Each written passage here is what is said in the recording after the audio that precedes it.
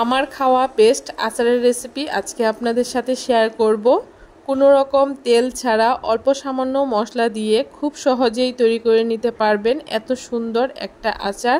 আমি আপনাদেরকে রিকোয়েস্ট করছি, কাঁচা আম শেষ হয়ে যাওয়ার আগে আর কোনো আচার যদি নাও বানান, অবশ্যই একবার এইভাবে করে এই আচারটা তৈরি করে খেয়ে দেখবেন। বানানো যেমন সহজ, খেতেও দুর্দান্ত হয়। কিভাবে তৈরি করেছি এত সহজে খুব সুন্দর এই আচারটা, সেটাই আজকে আপনাদের সাথে শেয়ার করব। আচার তৈরি করার জন্য এখানে আমি বেশ কয়েকটা আম নিয়ে নিয়েছি। এখন আমগুলোকে খুব ভালো করে ধুয়ে নিয়ে একটা পিলারের সাহায্যে খুব ভালো করে আমের খোসাটাকে ছাড়িয়ে নেব। যতটা সম্ভব আমটাকে খুব ভালো করে পরিষ্কার করে খোসাটাকে ছাড়িয়ে নিতে হবে। দেখুন, একটা আমের খোসা ছাড়িয়ে নিয়েছি। এইভাবে করে আমি আরও 4টে আমের খোসা ছাড়িয়ে নিয়েছি। আমি এখানে 5টা আম দিয়ে এই আচারটা তৈরি করব। আমগুলোকে আমি বটি দিয়ে খুব ভালো করে 2 টুকরো করে কেটে নিয়েছি। যেহেতু আটিগুলো অনেকটাই শক্ত হয়ে গেছে, তাই ছুরি দিয়ে এইটাকে কাটা যাবে না, অবশ্যই বটি ব্যবহার করবেন। তারপরে এখানে আমের ভেতর থেকে আটিগুলোকে ফেলে দিয়েছি। এখন এক পিস আম নিয়ে আমি দেখিয়ে দিচ্ছি আমগুলোকে কিভাবে কাটতে হবে।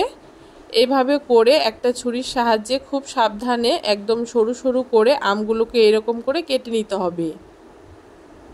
খুব সাবধানে এই কাজটা করতে হবে, কারণ তা না হলে আমগুলো কেটে যাবে, দেখতে ভালো লাগবে না।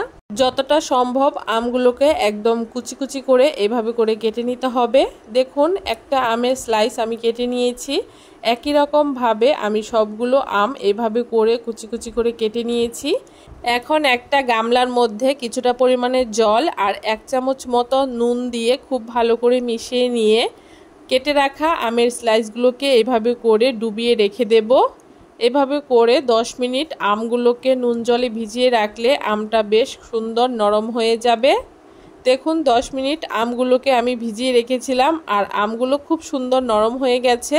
এখন খুব ভালো করে আমগুলোকে চিপে চিপে যতটা সম্ভব জলটা ঝরিয়ে নেব।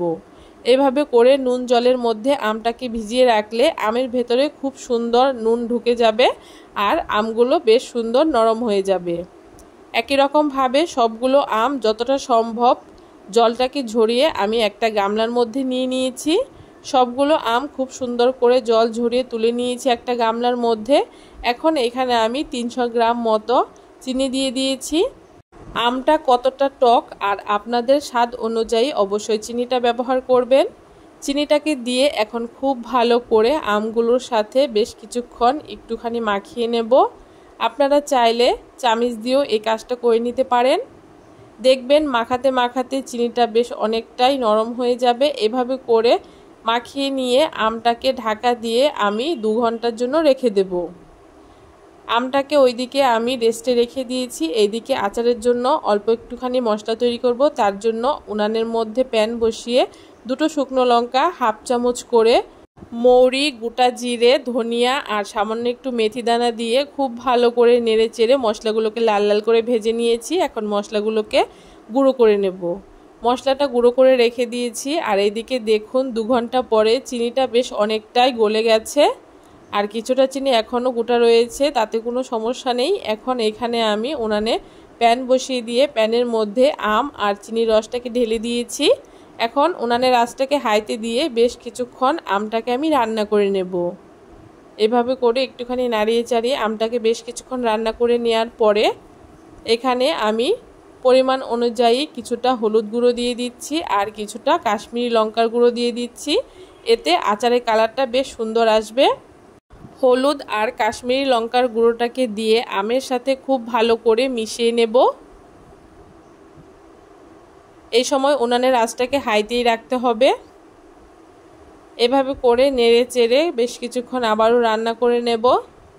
যখন দেখবেন আমটা বেশ কিছুটা নরম হয়ে গেছে, তখন উনানের আঁচটাকে মিডিয়ামে করে দিতে হবে। যেহেতু আমি আমটাকে নুন জলে ভেজানোর সময় 1 চামচ মতো নুন ব্যবহার করেছিলাম, তাই এখানে আমার আরও কিছুটা নুনের প্রয়োজন হয়েছে। তাই আরও কিছুটা নুন দিয়ে এখন আমগুলোকে উল্টে দিয়ে আবারও বেশ কিছুক্ষণ রান্না করে নিচ্ছি।